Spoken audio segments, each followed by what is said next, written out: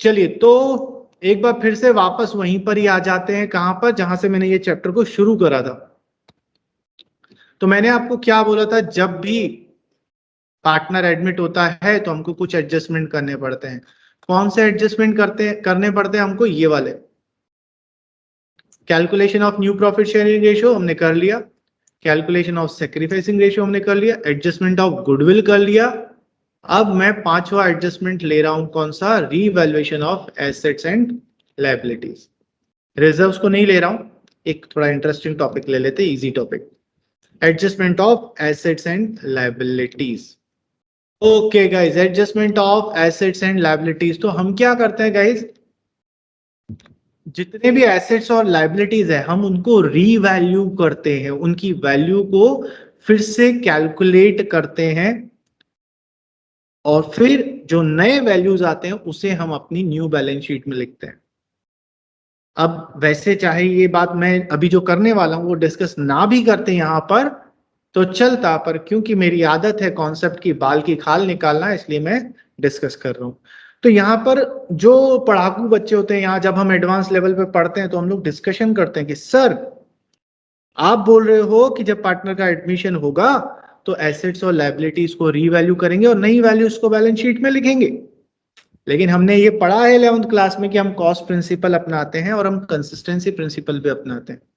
Cost principal ये बोलता है कि सारे एसेट्स को कॉस्ट पे रिकॉर्ड करना है। कॉस्ट का मतलब सर जिस प्राइस पे हमने खरीदा था, मार्केट वैल्यू से हमें कोई मतलब नहीं होता, ये हमने पढ़ा है।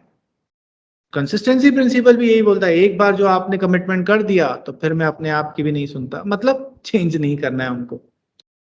लेकिन कंसिस्टेंसी प्रिंसिपल ये भी तो बोलता है कि 3 कंडीशन है जब आप कंसिस्टेंसी प्रिंसिपल को तोड़ सकते हो। पहला, इफ लॉ रिक्वायर्स, दूसरा, if accounting standard requires, and third, if the change brings better presentation of the financial information of the business. So अभी क्या हो रहा है, एक पार्टनर एडमिट हो रहा है, ठीक समझिए। सुजल और नतांश जो है वो 2 पार्टनर्स थे, उन्होंने बोला चलिए हरीश सर को पार्टनरशिप में एडमिट करेंगे, ठीक। अब जब मैं एडमिशन में आया, मुझे रेशो दिया गया, मैंने गुडविल का पैसा भी दिया, कैपिटल का भी पैसा दिया। अब जैसे ही मैंने कैपिटल का पैसा दिया, एसेट्स के ऊपर मेरा अधिकार आ गया, यस और नो? यस, क्योंकि कैपिटल से एसेट्स के ऊपर अधिकार आ जाता है, आप पार्टनर बन गए फर्म के। मतलब इस एसेट से जो इनकम या प्रॉफिट होगा वो हम तीनों में बटेगा, मतलब अब मुझ में भी बटेगा। तो सुजल का दिमाग थोड़ा चटक गया, उसने बोला कि यार देखो अभी क्या हो रहा है कि ये जो प्लांट एंड मशीनरी है ये हमारी बुक्स में 40 लाख पे दिख रही है, लेकिन अगर आज मार्केट में बेचने जाएंगे ना तो हमको 70 लाख रुपीस मिलेगा। हमारे इस एसेट की इतनी वैल्यूएशन है, मार्केट की कॉस्ट भले 40 लाख है लेकिन मार्केट में उसका वैल्यूएशन इतना है, 30 लाख का प्रॉफिट। तो अब सर को एडमिट कर दिया, सर का भी इसमें इस प्लांट एंड मशीनरी पर अधिकार आ गया, और अब अगर हम इस एसेट्स को बेचते हैं और जो प्रॉफिट होगा उसका फायदा तो सर को भी मिलेगा, जबकि ये एसेट तो हमारे ड्यूरेशन के टाइम पे खरीदा गया था, हमने अपने बिजनेस को इतना बनाया है कि इसका वैल्यूएशन ज्यादा हो गया। तो ये जो प्रॉफिट हो रहा है इसके ऊपर पुराने पार्टनर्स का अधिकार है ना। तो इस कॉन्फ्लिक्ट से बचने के लिए हम लोग क्या करते हैं, सारे एसेट्स, एक नहीं सारे एसेट्स का रीवैल्यूएशन कर लेते हैं। बोलते हैं चलो अब कोयले में हाथ डाला ही है तो पूरा हाथी काला कर लेते हैं, तो एक एसेट नहीं सारे एसेट्स का रीवैल्यूएशन कर लो। क्यों? क्योंकि पार्टनरशिप रिकॉन्स्टिट्यूशन हो रहा है ना, नई पार्टनरशिप बन रही है ना, बिजनेस वही है लेकिन पार्टनरशिप तो नहीं बन रही है। तो अभी अपने पास मौका है कि हम अपने एसेट्स और लायबिलिटीज को चेंज करें, कंसिस्टेंसी प्रिंसिपल को तोड़ें, नए वैल्यूज पे दिखाएं, तो हमारी बैलेंस शीट भी करंट पोजीशन की दिखने लगेगी, प्लस कंसिस्टेंसी प्रिंसिपल भी फॉलो हो जाएगा, क्योंकि कंसिस्टेंसी प्रिंसिपल बोलता है कि बेटर प्रेजेंटेशन के लिए आप चेंज कर सकते हैं। तो दोनों चीजें फॉलो हो जाएंगी, तो अभी हमारे पास मौका है। वैसे इसके पहले तो आज से पहले मौका आया ही नहीं कि हम अपने एसेट्स को कम ज्यादा वैल्यू पे दिखा सकें या मार्केट वैल्यू पे दिखा सकें। तो ये इस कारण से हम क्या करते हैं, हमें एक मौका मिल जाता है जहां हम सारे एसेट्स और लायबिलिटीज का रीवैल्यूएशन कर लेते हैं। और जब रीवैल्यूएशन करोगे तो जरूरी नहीं है कि एसेट्स की वैल्यू बड़ी हो, कम भी हो सकती है। सो सारी चीजों का प्लस माइनस करेंगे, कोई बड़ा होगा कोई कम होगा, एक नेट अमाउंट निकाल लेंगे और देखेंगे ये प्रॉफिट हो रहा है या लॉस हो रहा है। ठीक, अब ये जो प्रॉफिट या लॉस हुआ ये किसका है, ओल्ड पार्टनर्स का कि नए पार्टनर का भी है? Sir old partner. Old partners का।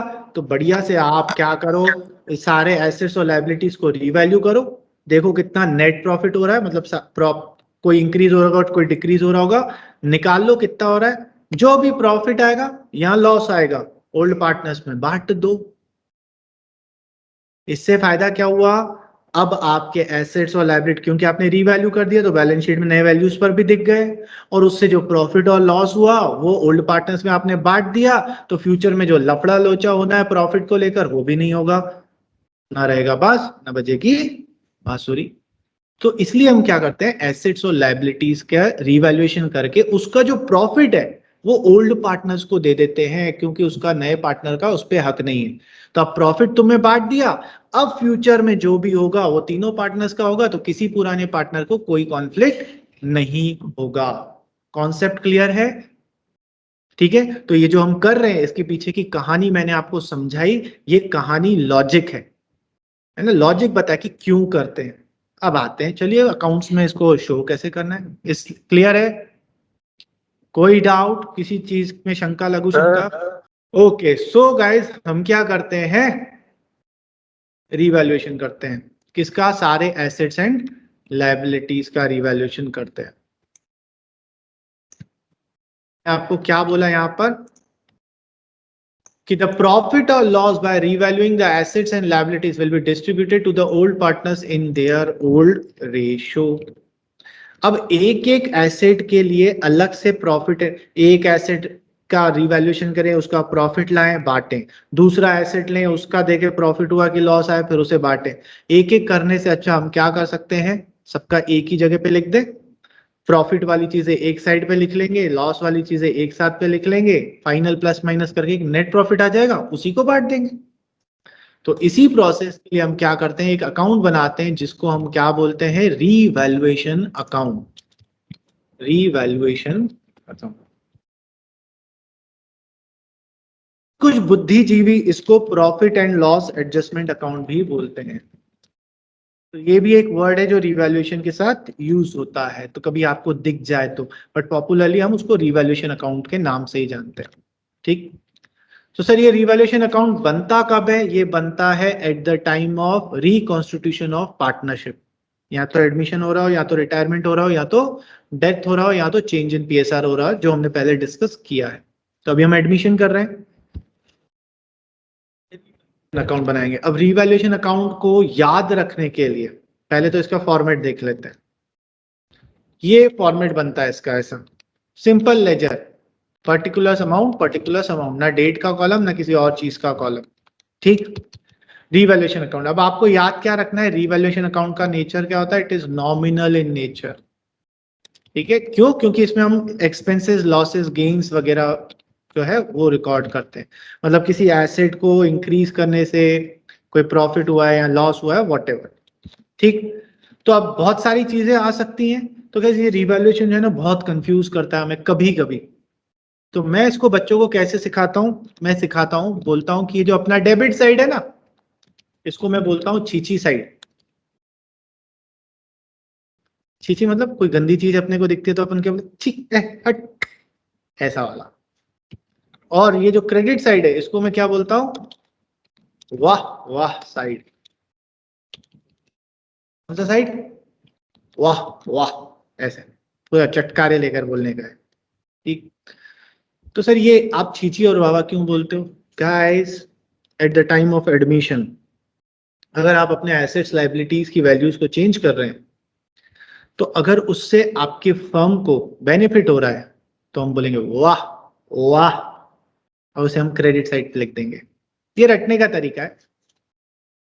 और अगर कोई घाटा हो रहा है तो हम किस साइड क्या बोलेंगे, छी छी, डेबिट साइड पे लिख देंगे।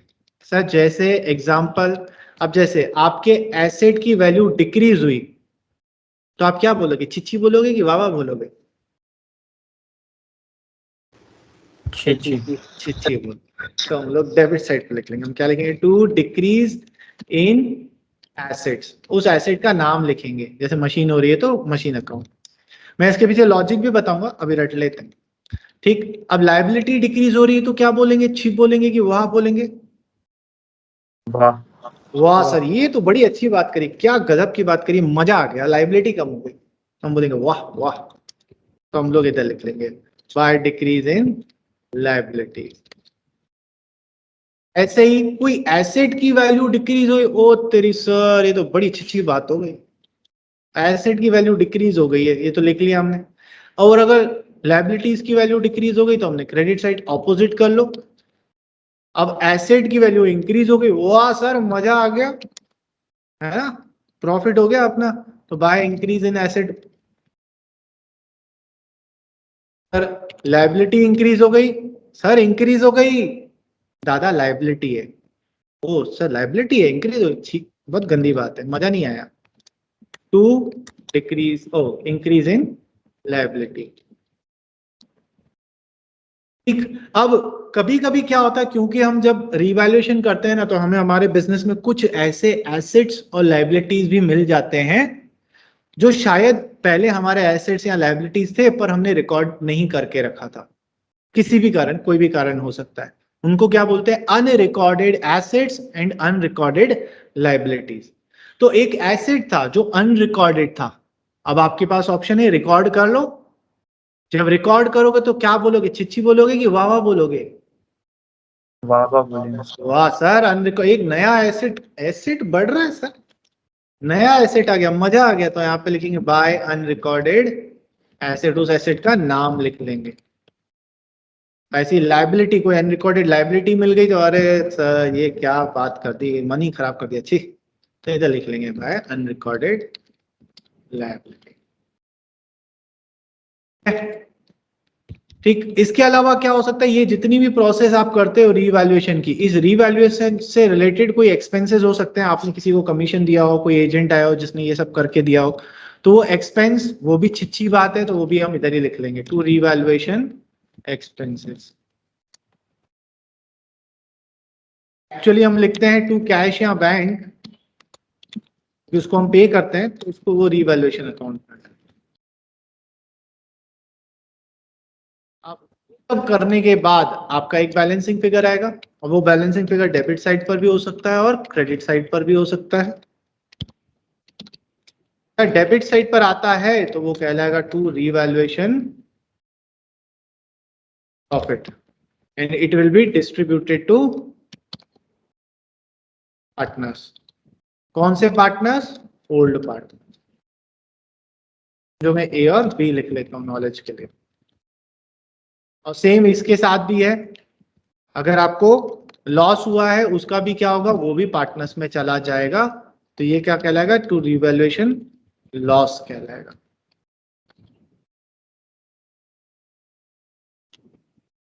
ये चीची बाबा मैं क्यों बताता हूँ गाइस, कभी कभी रिवैल्यूएशन वैसे तो इजी है, रिवैल्यूएशन में कोई इतनी बड़ी बात नहीं है, लेकिन कभी कभी ऐसे कॉम्प्लेक्स लैंग्वेज आ जाती है कि हम समझ नहीं पाते, तो मैं इसलिए बोलता हूँ सोचो ये फर्म के लिए अच्छा है कि बुरा है, अच्छा है ना क्रेडिट साइड पे लिख लो, बुरा है तो डेबिट साइड पे लिख लो, थोड़ा इजी हो जाता है। ठीक है, चलिए सर आपने ये तो बता दिया छिछी वावा, थोड़ा अब ये फालतू की चीजें हटा के लॉजिक भी बता दो, ये ऐसा क्यों डेबिट साइड पर आया, क्यों क्रेडिट साइड पर आया। सिंपल जर्नल एंट्री है,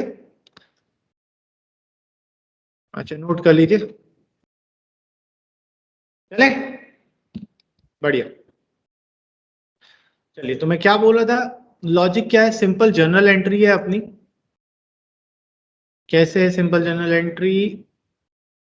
हाँ, जैसे यहाँ पे लिखें डिक्रीज इन एसेट,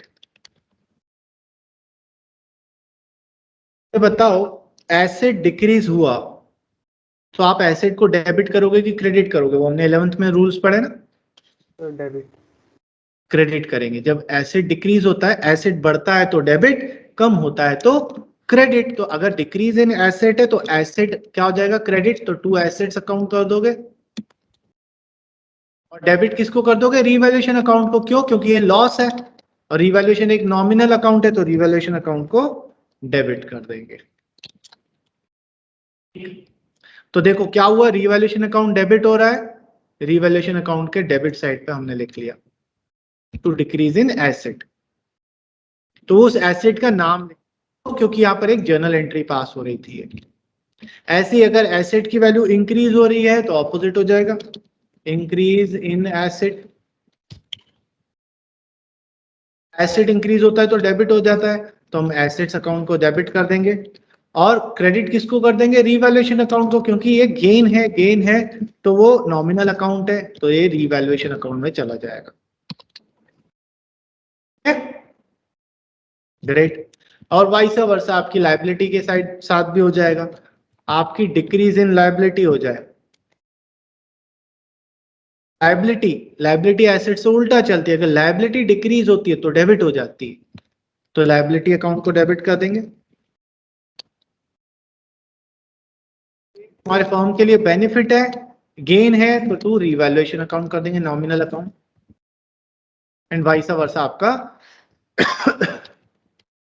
यहाँ अगर इंक्रीज इन लायबिलिटी हो जाता है तो लायबिलिटी अगर इंक्रीज होती है तो क्रेडिट कर देते टू लायबिलिटीज। डेबिट किसको कर देंगे? रीवैल्यूएशन को। क्यों? क्योंकि ये लॉस है, नॉमिनल अकाउंट है, रीवैल्यूएशन अकाउंट के डेबिट साइड पर आ जाएगा। ठीक है, दिस इज द लॉजिक। उसको याद करने के लिए हमने इस तरीके से सीख लिया। डाउट? क्वेश्चन करें? ओके, चलिए एक क्वेश्चन ही करके देखते हैं, ज्यादा समझ में आएगा।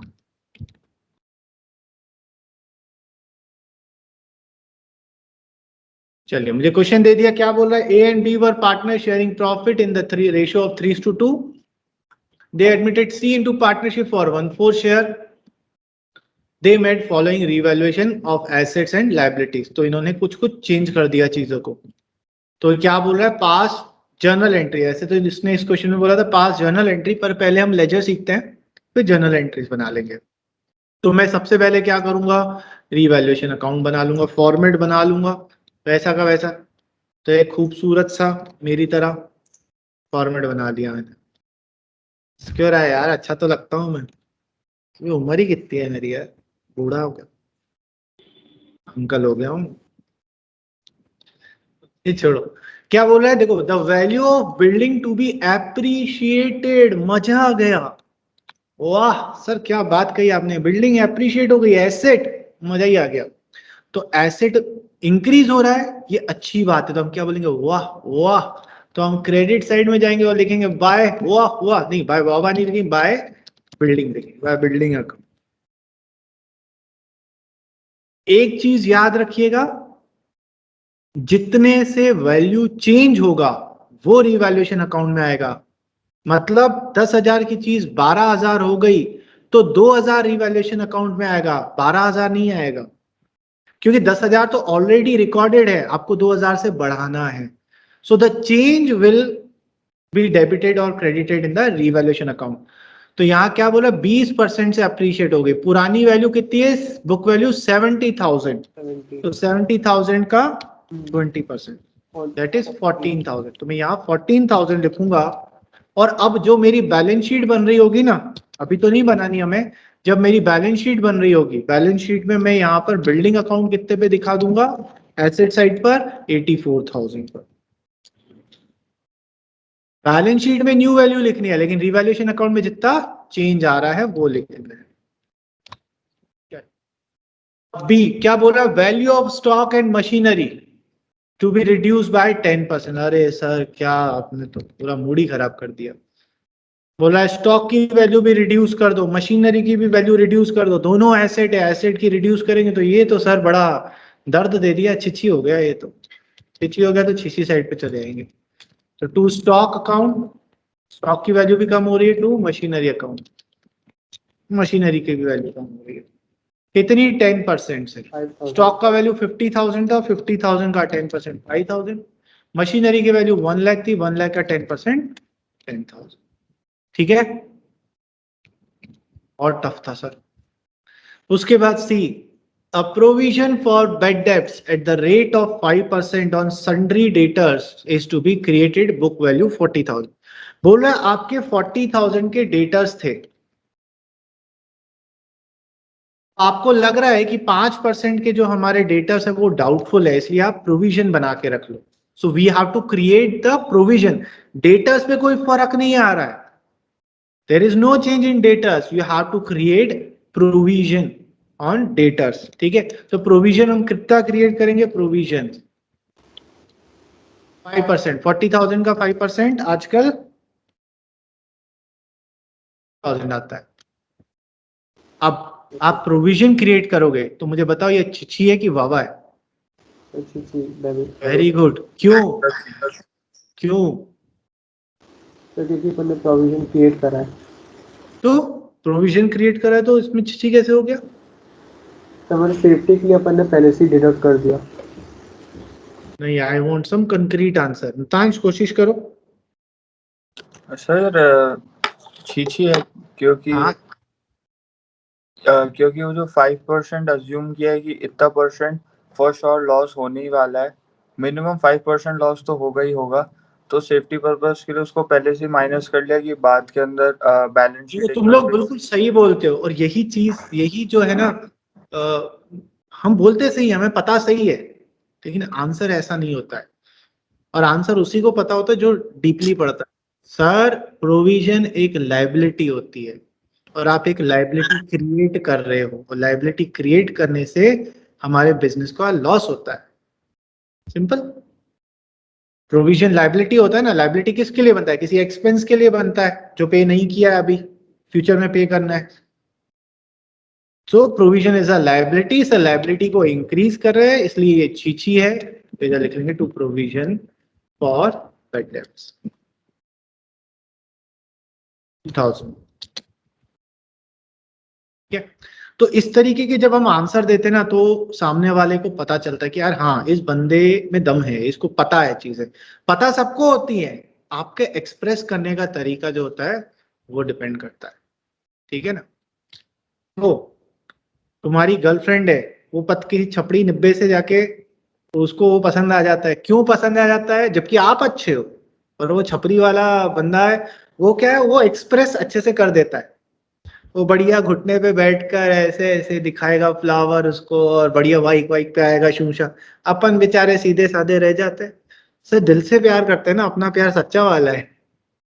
पर वो तुम्हारी गर्लफ्रेंड का तो एक्सप्रेस करना पड़ेगा ना. ठीक है. ओके. ओके, मेरे दिल का दर्द बाहर आ गया ना, पुराना दर्द याद आ गया. ओके, छोड़ो. तो ये हो गया provision for bad debts 5% on sundry debtors to be created. कर दिया.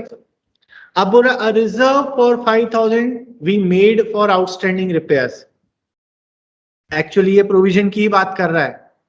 बोल रहा है आउटस्टैंडिंग रिपेयर है 5,000 के, उसके लिए आपको लायबिलिटी क्रिएट करके रखनी है, आपको फ्यूचर में पे करना पड़ेगा. बोल रिजर्व रहा है, लेकिन है वो एक्चुअली प्रोविजन की तरह है कि आपको प्रॉफिट में से निकाल के रख दो. कैसे पता? साफ लिखा हो ना, आउटस्टैंडिंग रिपेयर एक्सपेंस है, आउटस्टैंडिंग है, लायबिलिटी है, तो बोले एक लायबिलिटी क्रिएट करो. लायबिलिटी क्रिएट करेंगे तो ये तो पूरा जिंदगी खराब कर दिया इन्होंने तो हमारा. तो यहाँ पे लिख लेंगे टू प्रोविजन या रिजर्व, जो भी लिख दो यार. अब इन्होंने रिजर्व बोला तो रिजर्व फॉर आउटस्टैंडिंग. इतना बड़ा कौन लिखेगा? Outstanding repair. भाई 5,000 इन्होंने अमाउंट ही दे दिया. हो गए सारे एसेट्स और लायबिलिटीज रीवैल्यू हो गए. अब क्या करेंगे? प्रॉफिट एंड लॉस निकालेंगे, दोनों का जो डिफरेंस अमाउंट होगा. और जो डिफरेंस अमाउंट होगा, वो जो भी प्रॉफिट और लॉस आएगा, वो किस में बढ़ जाएगा? ओल्ड पार्टनर्स में, ओल्ड रेशियो में. चलिए, सुजल के तो दिल के दर्द बाहर आ गया वो गर्लफ्रेंड वाली बात से, है ना. कुछ याद आ गया. चलिए, तो हम क्या करेंगे? To partners capital. सर, इधर क्यों लिख रहे हो? क्योंकि मुझे दिख रहा है. नहीं, दिख नहीं रहा है सर, गलत दिख रहा है आपको. लॉस आ रहा है यहाँ पर सर, डेबिट साइड बड़ा है. मेरी थोड़ा उम्र के साथ थोड़ी आंखें कमजोर हो गई. 8,000 इधर कर देंगे by partners capital. Point B. अब रेशो क्या है, रेशो 3:2 गिवन है, बहुत अच्छी बात है। तो इस 8000 को 3/5 एंड 8000 को 2/5, ये इनके कैपिटल अकाउंट के डेबिट साइड पे चला जाएगा। हाल फिलहाल अभी हमें कैपिटल अकाउंट नहीं बनाना, ठीक है, डन। चलो बढ़िया गैस, तो गैस आज हम इतना ही करते हैं। तो हमने आज रिवैल्यूएशन का कॉन्सेप्ट सीखा कि रिवैल्यूएशन है क्या, क्यों बनाया जाता है, क्या रीजन है इसके पीछे, और कैसे बनाया जाता है। नेक्स्ट क्लास में हम इसकी प्रैक्टिस करेंगे, रिवैल्यूएशन अकाउंट भी बनाएंगे, इसकी जर्नल एंट्रीज भी करेंगे। So next class will be totally dedicated to revaluation, और नेक्स्ट क्लास में ये खत्म भी हो जाएगा। ठीक, तो आज के लिए इतना ही करते गाइस। जी सर। ओके, जय श्री राम।